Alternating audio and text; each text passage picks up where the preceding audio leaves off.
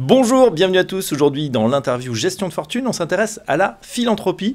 Justement, nous sommes en compagnie des gagnants, des lauréats du Grand Prix de la philanthropie multicause. J'ai le plaisir d'accueillir Antoine Fine. Bonjour Antoine. Bonjour Fabrice. Vous êtes le fondateur d'Utopia Gestion. Et vous êtes en compagnie d'Axel Dochez. Bonjour Axel. Bonjour. Le fondateur de Make.org Foundation. Alors bravo messieurs, vous êtes lauréat de ce prix, Grand Prix de la philanthropie multicause. Tout d'abord, on va se présenter. Présentez-nous Antoine Fine, Utopia Gestion. Eh bien, Utopia Gestion, c'est une société de gestion pour compte de tiers. Donc, on gère des fonds qu'on lève auprès de tierces parties. On gère 280 millions d'euros qu'on investit dans des marques qu'on appelle émergentes et engagées. Donc, c'est des marques qui repensent le quotidien des gens pour le rendre plus durable tout en restant désirable. C'est comme ça qu'on le dit. Et on a aussi essayé de repenser notre propre action en tant qu'institution financière sur la partie intégration de la finance dans le monde réel et au service du plus grand nombre. Et c'est dans ce cadre qu'on a établi ce partenariat sur lequel on va probablement revenir. Un petit point justement sur le nom d'entreprise. Utopia, ça veut dire quoi? On connaît Utopie, mais Utopia? C'est vrai, c'est moins connu, alors que pourtant ça vient du même livre de Thomas More. Effectivement, l'utopie, on sait tout ce que c'est. L'utopie, c'est le pendant réel. C'est celui qui accepte les limites du réel, donc la faiblesse et l'erreur. Et donc c'est le monde accessible qu'on peut bâtir ensemble, parce qu'effectivement, il intègre ce qu'on peut faire avec nos propres limites. Donc c'est beaucoup plus motivant qu'essayer de se battre vainement pour une utopie. Et c'est un bel objectif. Alors c'est vrai, Antoine, que quand on pense capital investissement, capital risque, on ne pense pas forcément à la philanthropie. Quelle est la démarche en fait, que vous avez initiée? Ça part comme souvent d'une petite expérience personnelle. Moi, j'ai eu une double crise à 30 ans, puisque c'était mes 30 ans. Et c'était aussi la crise de Lehman Brothers, pour ceux qui l'ont connu. 2008. On connaît votre âge, du coup. Voilà. Techniquement, j'avais du coup 29 ans. Je suis né en 79. Mais effectivement, je me suis rendu compte qu'on marchait sur la tête, que la financiarisation de l'économie avait fait de la finance une fin et pas un moyen.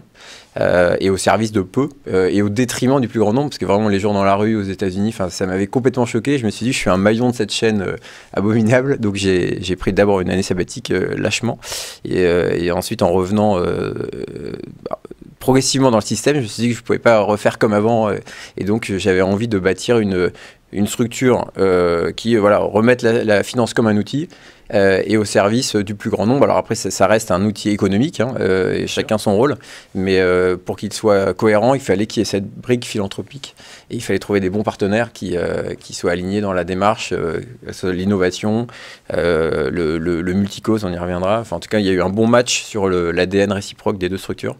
Et donc effectivement, c'était une volonté d'être un acteur financier qui a de la performance financière, mais qui a de l'impact. Exactement, qui a de l'impact par les actifs qu'il a dans son portefeuille. Parce que parfois, les philanthropies, c'est aussi une manière de sortir un joker.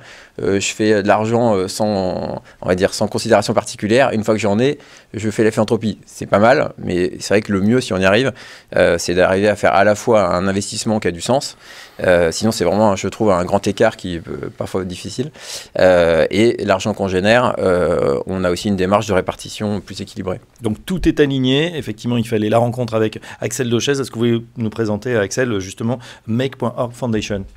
Alors oui, en fait, c'est un fonds de dotation dont le but, il y a une trentaine de personnes qui travaillent dans Make.org Foundation, et notre objectif, c'est de construire des actions d'impact qu'on appelle systémiques. C'est-à-dire comment faire pour réussir à pas simplement régler un petit problème, mais créer le fait que sur des grands sujets comme les violences faites aux femmes, comme l'accès à tous pour les jeunes, comme le soin des aînés, comme évidemment l'environnement, mais aussi la culture, les violences faites aux enfants, sur 10 grands sujets, comment est-ce qu'on fait pour le faire en plus de ce qui se fait déjà. Et donc on a monté une structure, une démarche où on collabore avec plusieurs centaines d'associations, et sur chacun de ces thèmes, on va aller chercher les actions qui vont avoir l'impact le plus radical à l'échelle nationale. Et c'était ce qui m'a vraiment frappé quand on s'est rencontrés, c'est l'exigence qu'avait Utopia par rapport à cet acte philanthropique.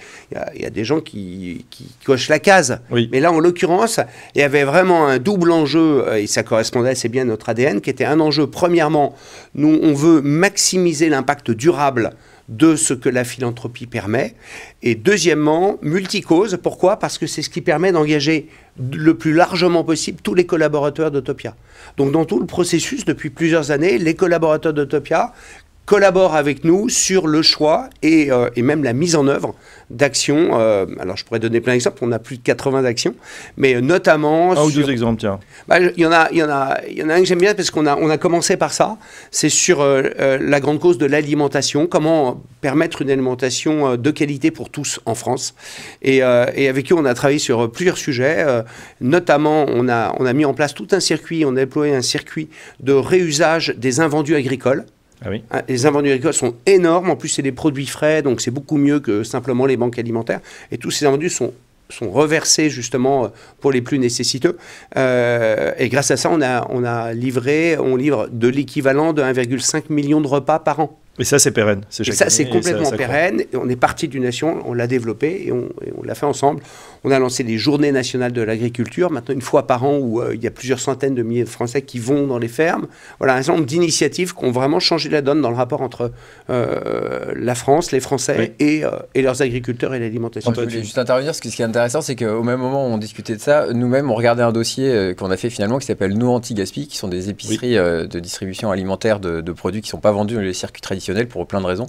Donc c'était intéressant de se dire, voilà, il y a ce même problème, on peut le traiter de différentes manières, par une voie entre guillemets économique classique, et puis par des voies philanthropiques. En tout cas, c'était passionnant parce que nous-mêmes, on était en instruction de ce sujet de comment on évite le gaspillage alimentaire. Et voilà, et les modèles économiques permettent, typiquement nous par exemple, on paye les producteurs au prix de revient. Donc par rapport à du don, qui est une autre forme qui est super, en fait, et le don ne permet pas de rentrée financière pour la personne qui a produit, donc un agriculteur ou un industriel, c'est une perte pour lui. Donc il y a différents niveaux, il faut du don pour les associations, il faut des circuits qui payent quand même le prix de revient, et il faut d'autres circuits, et donc c'était intéressant parce qu'il y avait vraiment, on regardait le même sujet avec différentes... Et avec un prisme différent, Axel Dechèze. Oui, en fait c'est très intéressant ce que tu dis, et surtout là, sur gestion de fortune, c'est le moment de poser ce point-là, c'est qu'en fait, pour transformer la société, il y a une partie qui est économique, qu'il faut faire d'une nouvelle manière. Exactement. Et puis à un moment, la philanthropie, elle doit servir à ce qui n'est pas économique. Et ça peut être dans des zones d'innovation sur lesquelles l'économie n'existe pas encore, mais aussi dans la durée, dans des modules complémentaires. Et c'est vraiment ça qu'on a réussi à comprendre en s'attaquant à des sujets aussi importants que celui qu'on vient d'évoquer, ou alors donner une chance à chaque jeune, par exemple en France. Les prochaines actions pour Autopia, vous continuez ce process chaque année désormais?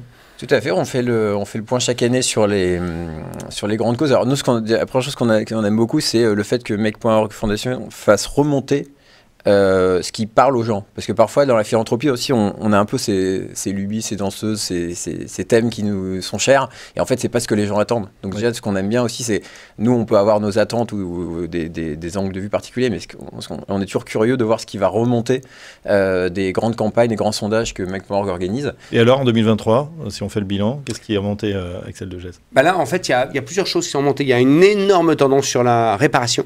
Et ça tombe bien parce que on a Murphy, vous avez Murphy et on a lancé les Journées nationales de réparation. C'est un sujet qui va se développer. Un gros sujet sur l'eau aussi. Oui. Et puis à l'occasion des Jeux Olympiques, on a aussi lancé une grande cause sur la pratique du sport pour tous.